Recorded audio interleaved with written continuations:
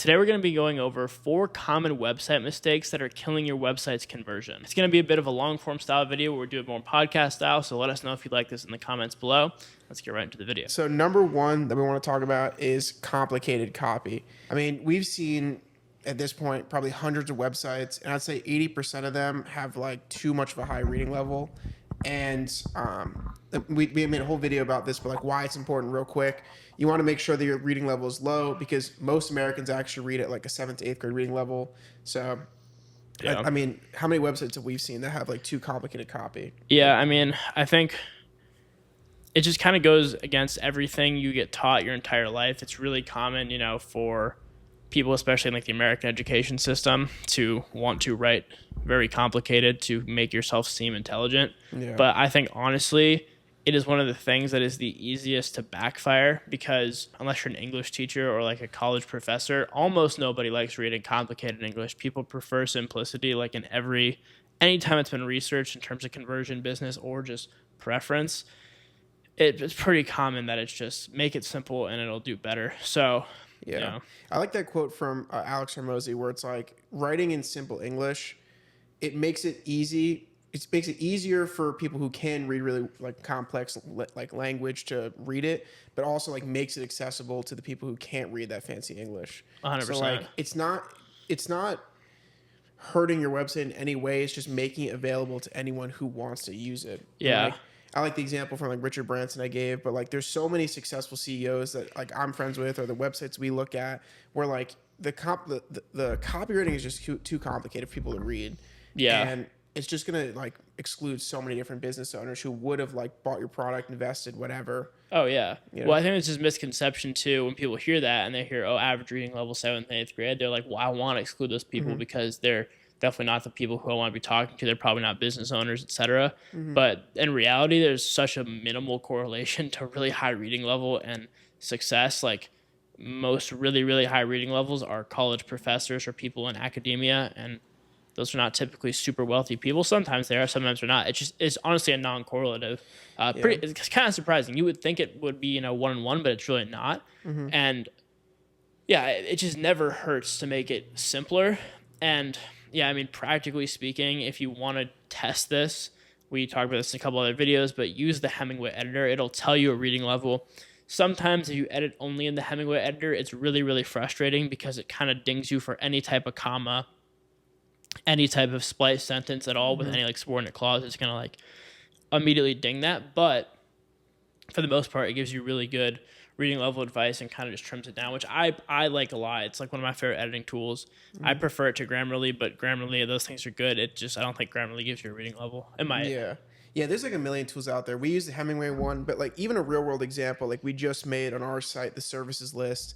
And, instead of being like, I think like some of the prompts I saw online, like from ChatGPT, was like, call it website optimization and redesign. And I was like, that just sounds too, like, what does that even mean? So you can still read it and make sense of it, but I changed it to improve an old website, which is like, it's just so much easier to read and it makes it accessible. Now, I do think a lot of people will still understand like what a website redesign optimization, like what that actually means. Yeah, sure. But looking at it, it's just easier to read and it's like more friendly, Yeah, I think the other thing kind of like that makes me think of is you want to also put yourself in the shoes of the person who doesn't know your business. Yeah. So we were reviewing all the Shark Tank websites, and one of my gripes with Scrub Daddy was that they kind of on the shop menu had everything based off of really odd categories. So one of the things was like mops and like wands. Yeah. And me as someone who is not,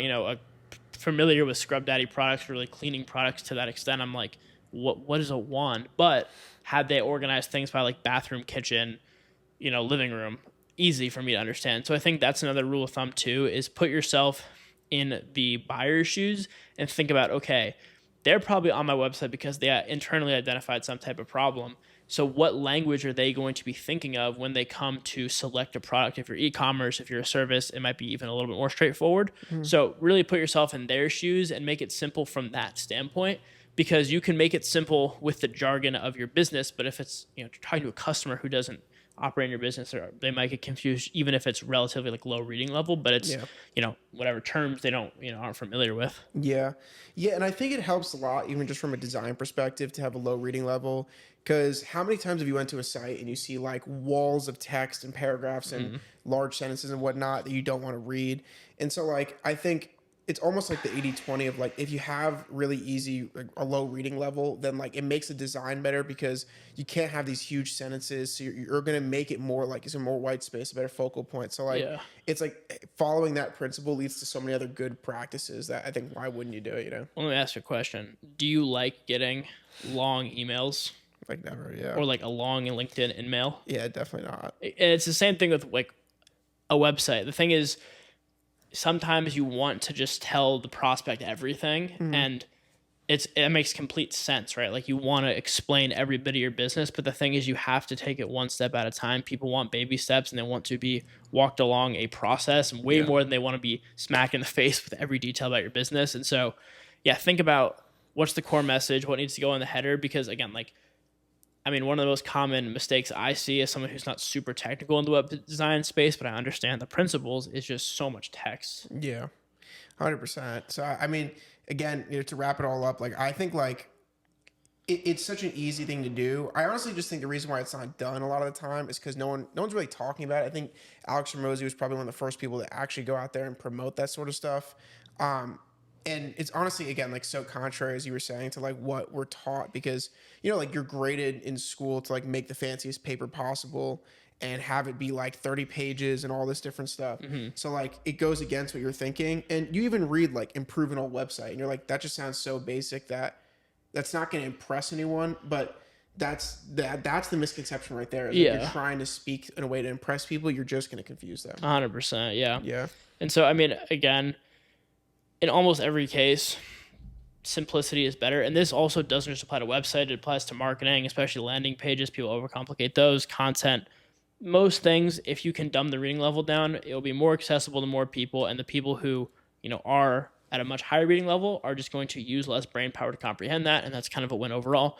And yeah. Number 2 we have written down is actually, this is a little bit, it sounds obvious, but you have no idea how many times you see this mistake, is not having your website function properly on mobile. So in most website builders, for those who don't know, like, you design it first as like a desktop sort of like screen, right?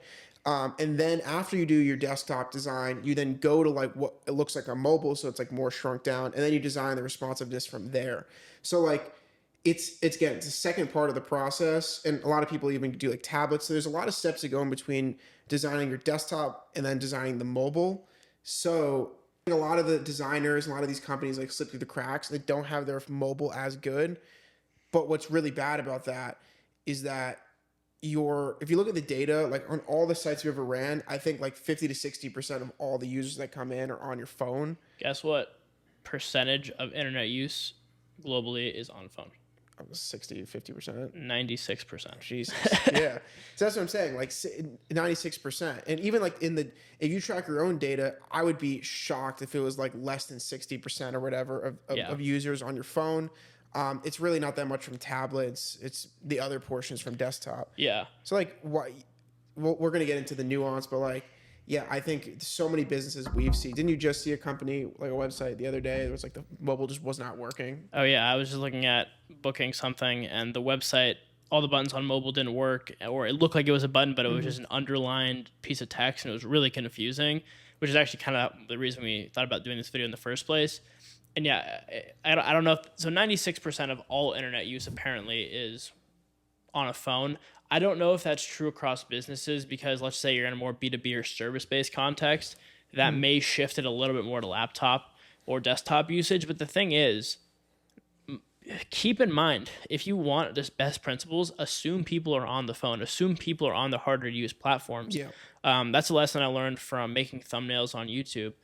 If you assume that people are on the easier to use platform, it's just going to exclude the people on the harder to use ones. And it's very similar to that first principle of, keeping simple copy. It's like, if you make the text bigger, it's more obvious to use, it's easy to scroll on mobile, it probably will also carry over to making an easier to use desktop feature in some ways as well. And so I think, you really want to think about who's using it. And again, this kind of comes back to one main theme of just like think about your audience as much as possible. I think again, it's so easy to make assumptions as the business owner of like, okay, I understand this. It's not that important to put in there. Make it obvious and make it easy to use, and also assume they're coming at it. Their only contact point is maybe on the phone, and know your audience. Because again, maybe you're in a B2B finance context and you know for a fact 100% it's mostly laptop. Okay, well then that's the case that this doesn't apply. Yeah. But really just like an overarching theme and like meta lesson is just like know who you're talking to. Yeah.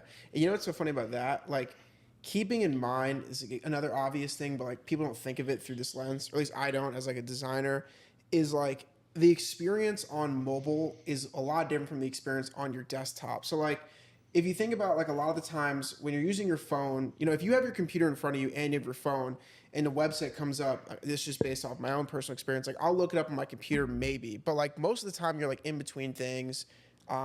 Yeah, you're just getting out of the car, you're opening up your phone. So like you gotta envision the experience of the phone user too, because like it's just so different when you're scrolling, trying to get the information in 2 seconds versus like doing a deep dive on the desktop. Things are way smaller versus the desktop. So I think like building like when you're editing the responsiveness between like the desktop to the mobile, like making sure like you're keeping that in mind because it is such a different experience. Oh yeah, I think that's another lesson you learn from like video editing, for example, because I've been doing that even longer than I've known what a website was. But yeah, on a serious note though, like you video edit and like so many of the things I've learned are like 80-20. Like what are people actually going to see, especially when they're on their phone? And also understand consumption habits. Like if someone's on mobile listening to this, there's a good chance they're not even looking at the screen. They're probably just listening to this. And so you want to shift the attention in a similar manner towards your website and say, okay, what's the 80-20 of this? What's above the fold? What are people going to see on mobile? Are they going to be literally on the bus, in between calls? Like you have to think about the situations they're in and meet them where they're at. And that's another big reason you also want to think about clarity with the messaging, because this kind of goes back to the reading level thing. Let's say someone's pulling their phone up on, your website on their phone, I should say, and they're between calls, they're really busy. They do not want to read, the Odyssey in between calls. They want to just be like, okay, here's what this business does. Can it solve my problem? So that's kind of just another thing that made me think about why it's so important to have, low reading level. It kind of reminds me of like when you were making the thumbnail for our last video, and I was thinking like, well, this kind of weird because it was blown up on like your desktop and it was like this big, and I was like, well, that's kind of weird. Like I could see like a pimple on my face, But like you realize that like on your phone, it's literally like this big. So like keeping that in mind too, like the user experience. Again, most business owners know like mobile responsiveness is like a key thing to have, but like really go in there and like, shrink your either like on your desktop, shrink it to like mobile dimensions, or like take your phone and check your website and say like, all right, do all the buttons even work? Like that's like, make sure at the very least everything works, right? Can you even click the buttons? Because sometimes it's not like that. Yeah. Two, like if you're on your phone, like did some of the formatting just like go off the screen? You know what I mean? Like I've seen so many logos that like fly off the screen when you make it. Or buttons. Buttons. And like, so just check the format, check the responsiveness. And then like, I guess like the 2.0 version of that would be like, make sure that the mobile experience is actually good for mobile. Like it's not mountains of text. Like I can show you so many examples of like, you have, let's say like you put like 3 paragraphs that are short on your website and you put it on your desktop, right? Yeah. But if you shrink that down to mobile, you're gonna have to scroll for like half a minute. It'll seem like a whole page of text. Exactly, because it is a whole page on the phone. When you shrink it down. So have you ever sent a text on a laptop and you're like, it's a short text, and you read on the phone and you're like, Jesus Christ, this is exactly. That's the same thing, Yeah. I think I do it to you every day. I send you this long text, but I say LMAO. You got the worst texture here. Give me my equity back. Well, let me ask you a question. If you want to think about like 80-20, would you say it's I kind of want your opinion on this take. You're a new business owner, you want to build a website, and you want to just be good enough for people to understand what you do, maybe book a service or a call. Yeah. Would you say the 80-20 is spending most of your effort on the mobile? Yeah, it's interesting. I think like it's so much more comfortable to design, and most like builders for like software kind of force you to design on desktop first. But like I think personally, like I've spent like 80% of my time designing the desktop and then like making sure it works on mobile, but like that's not where my attention is. And I think like the more I design websites, the more I'm like looking at the actual, like I'm designing on desktop first, but then I'm going to mobile and I'm like actually tweaking the process and making sure it's good for that. So yeah, it's interesting, but I definitely think like if you know that 70% of users are going to go on on mobile, then like you actually need to prioritize that, Yeah. not just like say it's mobile like responsive or Yeah. whatever. And the thing is, I mean, most web designers, like, Framer, a Wix, anything like that, that'll help you kind of make this system a lot easier. So when you're not, coding, which most people don't do anyways, Yeah. you're going to be encouraged to design it on that, desktop view. So it is kind of counterintuitive, and I think that's why so many people, want to make this like beautiful website and then kind of neglect the mobile. Um, yeah, when in reality, the mobile is probably a lot more important for most people, and most people just will see it on the mobile. I mean, just bring that up. But another thing, kind of to circle back to correcting your website and making sure it's good. I thought it was funny that we had a big launch for a client's website, and he texted a friend of his, and he's like, "Find everything wrong with this." Like that's kind of how you want to approach it. Yeah. And like you want to make sure like nothing is breaking, because there was someone I worked with I was doing their social media a couple years ago, and you could not even sign up for their services on their website. It was down, and they didn't even know.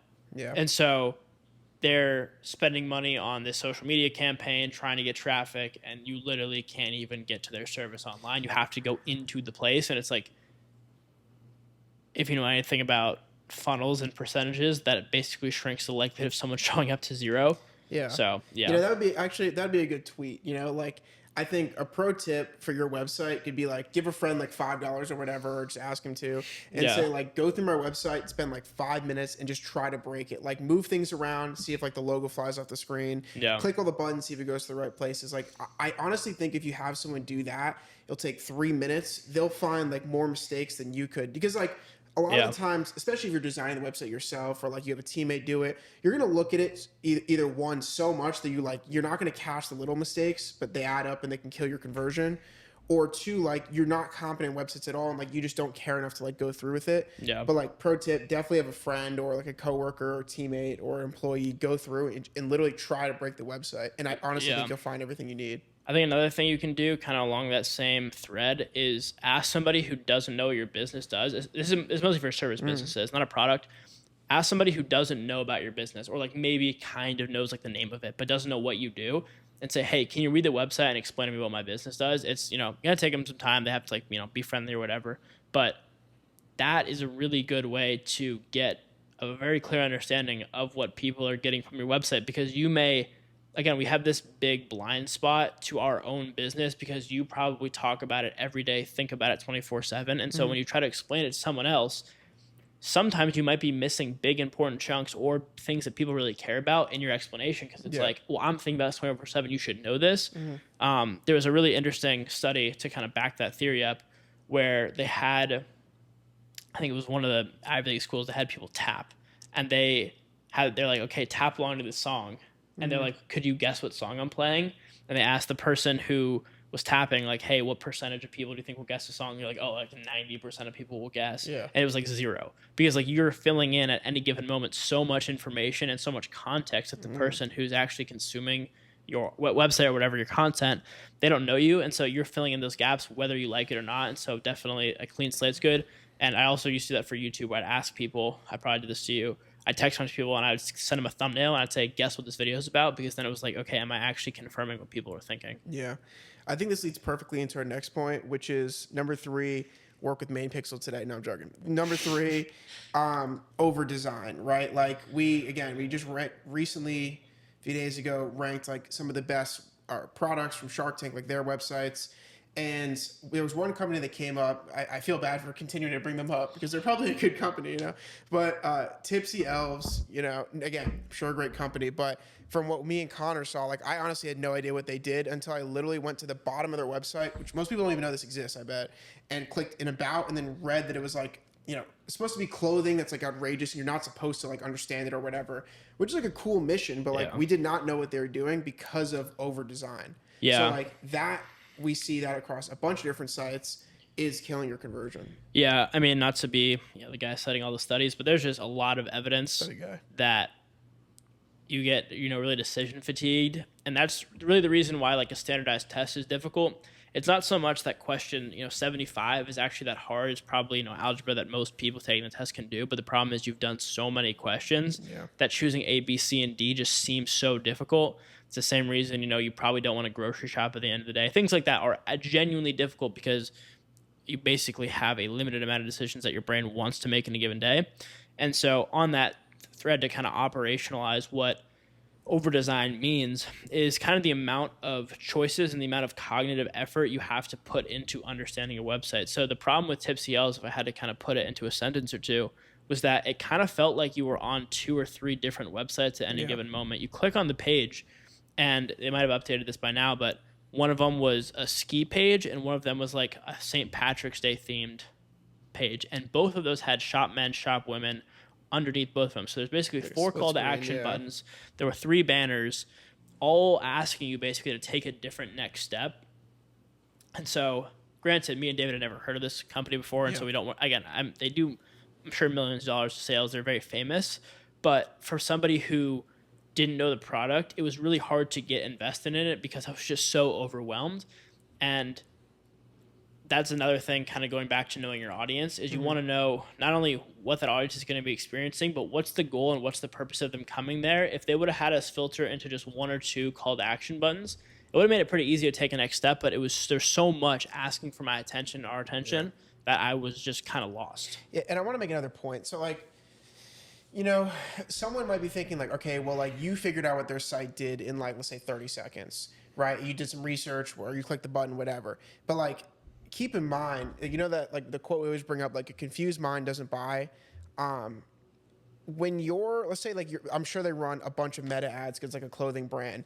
If you just found out about this clothing brand from an ad and you click on the site and you don't understand it, what are the chances, especially as you're scrolling through TikTok or whatever, that you actually stay and like take the time to figure it out? The only reason why we did it is because we were breaking down the website. Like it was our job to figure it out. But like, if you're just like, you have a million options on where to get clothes, you're not just going to like figure out like, because they have ski stuff and this stuff, like what that actually all means. So like, that confusion it's pretty hard to argue that it's going to even do anything good for conversion, because for the actual user experience of someone who's just going to that website, they're not going to care. They're just going to scroll past and do the next thing on TikTok. Yeah. To give Tipsy L's benefit of the doubt, I mentioned this in the video, but actually I think I cut it out. But most clothing companies run ads to specific products. They don't generally advertise their homepage. So Young LA, like a clothing company, I love. I'm wearing the sweatpants right now. All their ads are for specific products. So they'll like run one ad for one hoodie and they'll link directly to the hoodie. So I'm assuming Tipsy L's probably follows a very similar advertising model where almost no traffic is driven to the homepage.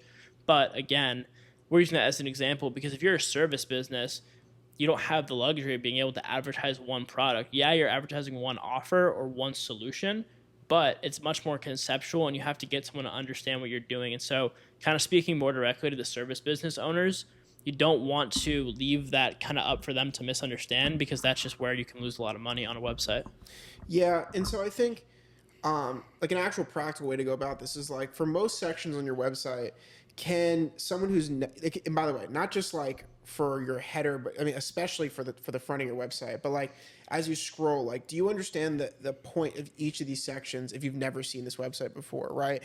Again, if I had a little bit of context, like if I just knew what their mission was to make outrageous clothing or whatever, and I was scrolling through the website, it would make a little bit more sense. But for someone who doesn't know anything about the site, just came to it through like whatever, some random, just popped on the portal, would they be able to understand each of these sections? And most of the time, the only reason why they can't is because there's too many things going on. Like having 4 call to action buttons it might increase the percentage that one of them maybe is clicked. I have no idea. But what I can say for certain is that no one's going to know which one to click. And so I would more easily argue that like they're going to click none of them. Yeah, there's like a famous marketing example that I think people kind of take out of context. And so it's a bit of a story. I don't even know if this is true, but I've heard it said a million times.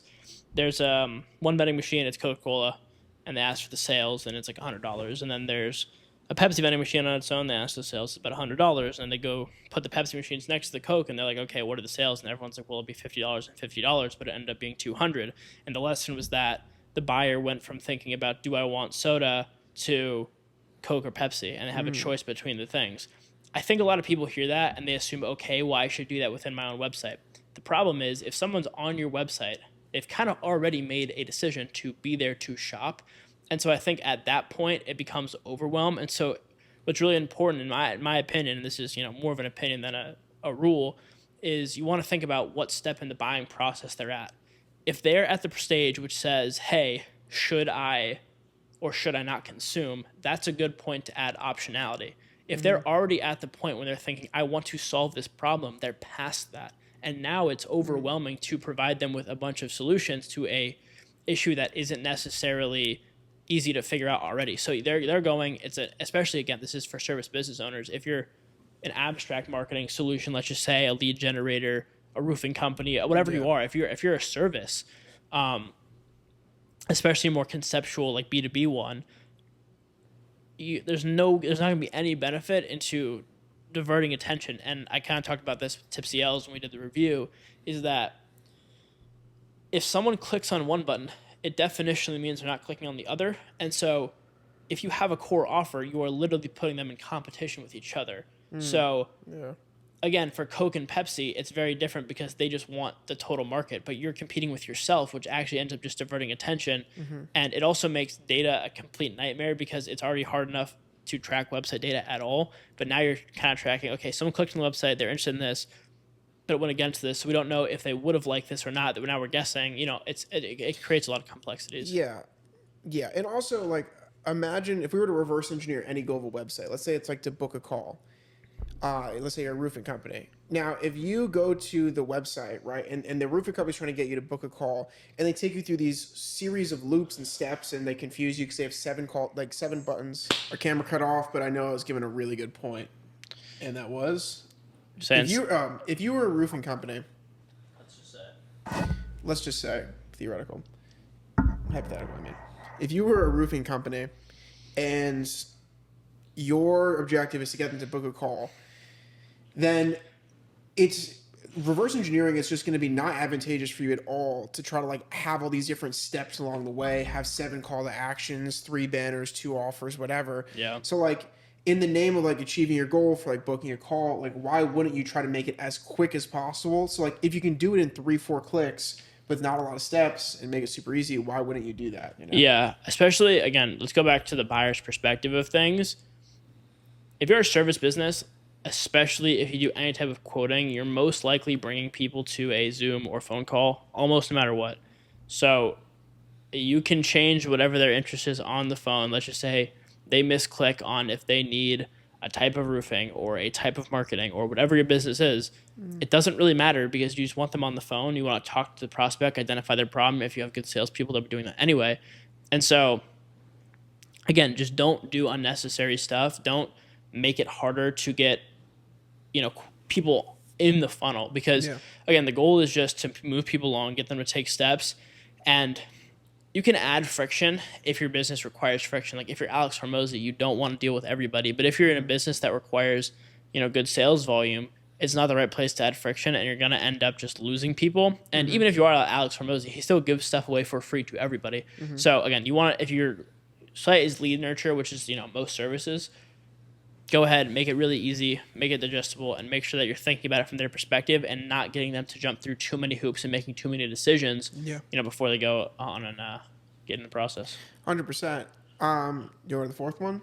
I mean, if you want to say it first. I guess like the last point I would say is, I mean, I guess if you're trying to have a goal for your website and you have, let's say, 7 steps to get to the book a call, like it's very hard to argue that adding an 8th step and 9th step is going to increase conversion. Yeah. I mean, you could do a lot of good things in those steps, like make them, let's say, watch like a video as like lead nurture, or take these steps or give away something for free or whatever. But in our experience, especially beyond a certain threshold, like the more steps you add, the more likely it is your conversion is going to drop. Yeah. So like I would try to, for whatever your goal is, and this depends a lot on your goal, try to have the user experience be as short as possible and as effective as possible by doing that. Yeah, I think you want to think about every step you add, like one more place your buyer could genuinely get confused. And if you start to think about it that way, you realize, number one, having 8, 10, 15 steps, whatever you might have, is really disadvantageous, and you might want to start cutting back. But again, if you really need that, make sure it's smooth, make sure it feels like less steps if possible, and make it easy. And also meet them on their terms. Like one thing we talked about in another video is don't make people jump through the hoop because it's convenient for you. Do what works. Some people might want to message you on Instagram, so make sure you have an Instagram inbox. Yeah. Maybe you can make an automated ManyChat feature that goes to your website, but either way, make it accessible and make it on their terms because, again, think about it from their perspective. They don't owe you anything, and you have to earn their attention. So, yeah, make sure it's easy. Yeah, and I wonder for like a company like Tipsy Elves, who I'm sure they do so much good marketing stuff that to attract these prospects to the site that like they probably still make a lot of sales anyways, even if it's not because directly of like how optimized their site is. They just have so much traffic. Like I wonder if they could run like a split test. Like if they had, instead of like a split screen with 4 call to actions, they had 2 with 1 screen, how much that would impact their shop. And like we should make a whole other video about like how you shouldn't rely on like the traffic from other sources to actually like overcompensate for a non like optimized website. Yeah, and something I want to bring up too, if you want a really good example of this, I'll pull it up on screen. I'm editing this. You can have options on your website. Like don't think you can't have options, but understand what they do. So kind of to give an example of this and kind of it'll make more sense when I explain it, but look at Hormozi's website. If you scroll down, he has 4 call to action buttons next to each other, but they're below the fold and they're for 3 specific problems business owners might have. It's a free scale workshop. I think there's one to each of his books, and there's a website or a call to action button to his in-person workshop. So that's options there, and that definitely distracts from another. But the thing is, they all do the same thing in reality. They're all just capturing an email and getting you in a lead funnel. And so that's a place where you can have some optionality. If you're a not complex, but maybe like conceptual, I should say, service business, that's where you can kind of add those options, but you don't need to do it. Just make sure it's not diverting, because if you're a clothing company, you want sales of all clothes are equal. The dollars all spend the same, so don't divert attention when it's unnecessary. I'll even double down on that point. Like, the reason why it works so well for that part of his website is because, it's all reinforcing the same theme. Like, if you're a weight loss company and you get to the testimonials page, I would argue that it's completely fine to have thousands that they, of before and after pictures they have to scroll through, because that's like a social proof. It's proving all the same theme. But like if they just get to the site and the next step is for them to like observe the clothes, then buy the clothes, then showing them 1,000 different buttons on like where to even go is going to confuse them. That's not reinforcing the same theme in the next step. Yeah. So again, you can have natural options. I don't want to say like it's a rule to make it just one thing, one offer, because that's just not the reality of business. But that is a reality, generally speaking, if you're a newer or smaller business. As you get bigger, I'm not really qualified to tell you can't have multiple things, you can't have options, but simplicity as a meta theme of this entire podcast is a good thing. Yeah, I think... My bad. No, you're good. I think this leads perfectly into the next one. And this is going to sound obvious again, but this is this thing we see probably for 40% of the websites we look at. And especially for the websites for the companies that have been around for a long time, and that's not even having updated your website in 1, 2, 3, 5+ years. This is pretty common, I think the biggest struggle we have, I think we talked to a lot of business owners, is let's just say you have a private equity firm. They've been around for 50 years at this point, or 30 years, whatever. And their business has honestly been working pretty fine. They're a big company, and they haven't updated their site in 7 years. When I go to them and I say, well, I think you could optimize your site, change things around, they're honestly, most of the time their first response is like, well, our business runs fine without it. But as we're going to get into, like, there's a lot of things that like they're missing about the overall point, and it's a layup opportunity to fix this website and to make it good. Yeah, I think this is honestly a really rational response, and I really do kind of resonate with the business owners who are really skeptical of this. And it makes sense, they're like, okay, well, we spend this much money on ads or whatever the driver of the business is, and we're like, well, our website really isn't that, so therefore, we don't really need to update it. But there's this kind of concept that we talk about and that I don't really know how to put into perfect words, but it's this hidden cost of the time people spend looking you up and researching you. Mm-hmm. And it's not trackable almost at all until you see a big change. So like Layla Hormozi, Alex Hormozi, to reference them one more time, they talk about a client they had, and they were running these ads. And as they're running ads, this business owner is also making free content the entire time. One day he stops making free content. He's like, you know what? No one's ever told me they bought my product from the free content. But guess what happened? Their return on ad spend got cut in, I think, a fourth. So Yeah. they started making 4 times less money per dollar than they were just because they stopped making free content. And the website functions much in the same way. So again, my first reaction if I'm ever buying anything, I'm going to Google, looking this company up. And so if you're a company and you have minimal social proof out there, minimal information about yourself out there, it's just hard for buyers in this, internet culture to go ahead and completely trust you.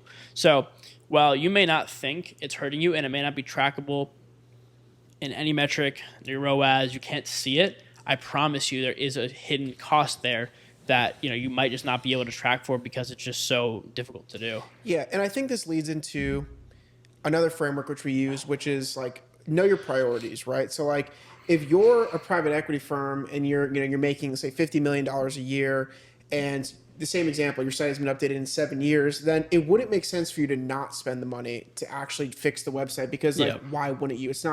It could have such a huge upside because of all the people visiting your site. Pretty much anyone you talk to is going to research you, is going to check out your website. Yeah, I think that's pretty obvious. So why wouldn't you do it, right? If you're just starting out, we can make these different examples, but I think for a lot of these companies, like these established companies, enterprise companies, like why wouldn't you have the most optimized website? Yeah. And not only are we talking about it from like not optimized, but a lot of the times we see like just plain broken websites. Like literally the buttons like don't work, or like the images are literally outdated from years ago. The testimonials are from 5 years ago. So like they're not only outdated, but they're just broken. Yeah. I mean, that's really, really common. I talked about that earlier. I've worked with people who don't even know their booking feature doesn't work anymore. The phone number's the wrong phone number. The email's the wrong email. The website domain says something else about like the contact info on the website. Like all these inconsistencies, right? There's another point I kind of want to pivot to a bit, but it's this idea of social proof on a website. So when you think about social proof, time and relevance are these sort of hidden factors within that. So let's say you have a testimonial. That testimonial is from 25 years ago from somebody who looks nothing like you and is a completely different age. Testimonial probably doesn't mean that much to you. But to go to the other extreme, if that person was your same income level, age, hobbies are the same as you, and that testimonial rather was today, you're like, whoa, that means a lot more to me. On that same logic, you need to be updating testimonials on your website, especially if they're a big selling point in your business. If you're a private equity firm or this very conceptual business, one of the best ways to get people to trust you, especially if you're not a huge brand name, is to show people that you've helped people just like them. Yep. You can't do that with the maximum relevance if you're not updating it consistently. And for some reason, I think people just completely overlook this, especially on social media. Use your socials as testimonials, but also, hyperlink that to your website and show full in-depth case studies that are, actually relevant. Yeah, and not to give a shout out to ourselves, at Main Pixel, but like I think a lot of the reasons why like our clients have been liking working with us is because it is kind of a lot of work, to be honest, to go through and update the case studies. Let's say you help some sort of coaching business for helping business scale. Adding the latest case study from last week with all these paragraphs, pictures, interviewing the client, these things take work, and it's annoying to put on the site, but at the end of the day, it's like that boring work that actually will help you scale your business. And so I think whether you're a partner with an agency, you want to partner with us, maybe I think it's important to keep updated because as Connor said, like people will notice, like if you have a case study and the date is from 4 years ago, or if a lot of the design trends that you have look like it was made in Google when it first launched, I don't even know, like 2000 or whatever, like people notice that. And so at the same time, people also notice really great designs with optimized websites. So like make sure that all the stuff that you want is updated, and like even the services list. Like we've seen so many times like services that are on a website that like they don't really actually do anymore. That was kind of like a seasonal thing, or they did it when they first launched. So like or the offer's not updated. They have a new product that's on the website. There's just little incongruencies. And again, I don't want to be hyperbolic and make it seem like if you have one little thing off your website, it's going to kill your business. Absolutely not. That's not the reality. But two things. Hey, is this the same company? Am I talking to the right people? Am I booked with? Start to add up in a prospect's mind. And again, the less friction, the less confusion, the less of anything just hedges these bets in your favor. And if that's 1, 2, 3, 4%, 0.5%, when it all accumulates, it does actually add up to adding a much higher likelihood that those people go ahead, book a call, or are actually satisfied and want to go ahead with your service. And so you want to just stack the deck in your favor, and there's just no reason to be losing people at this stage of the buying process. Another thing I mentioned, shoot, I just lost my train of thought. Can I interrupt your train of thought? Yeah, go ahead. You know, and I think like I'm actually gonna make another tweet about this, and I think, as I've seen this a lot through the websites I've looked at, all it takes is like one broken button for the prospect to say, you know what, this company isn't professional. Like you click one button to go to the contact page, to bring you somewhere else. That's all it takes, especially for like a company you don't know too much about, or you just got an ad for, whatever. That's all it takes for you to say, wow, this company can't have it together, because you're literally trying to take a next step and it didn't work. The format's off. It looks old, whatever. So like, it might not seem like a lot. And honestly, the 80-20 is to get up a website, you know, use some of the tactics we said, but like it only takes one big mistake, or a seemingly small mistake, to completely like kill the sales funnel. Yeah, what I was going to say, is the fundamental question in marketing that we always talk about this is, why should I trust you? Why should I buy from you? And it's not a should I or shouldn't I, it's a spectrum of how much I trust you. Trust is a percentage. And so there are people in your life you probably trust 10%. There are probably people in your life you trust 100%. And the reason between the two isn't, you know, because they one time did this thing. It's like, okay, well, they lie sometimes, they don't lie other times. And so you kind of have a percentage. And I think people think about that in too black and white. So as that pertains to a website, okay, well, their product's off here, this is off here.